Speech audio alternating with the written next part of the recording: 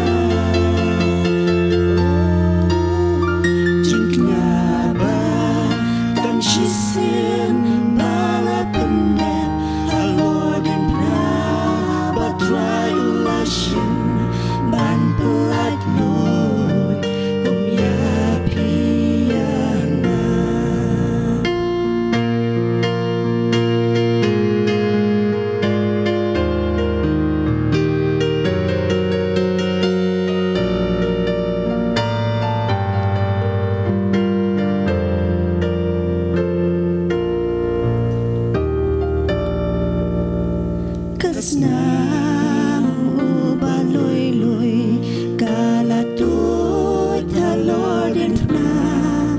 ukalapyang bantun ma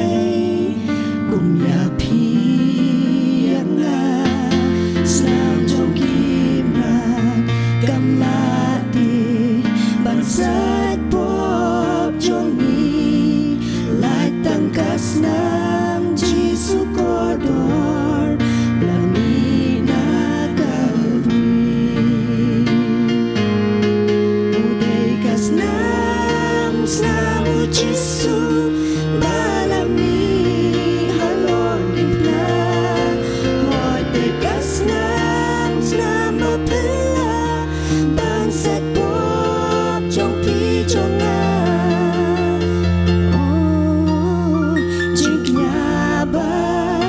Shisin bala pendep halodin na batray ulasyen ban pelat lu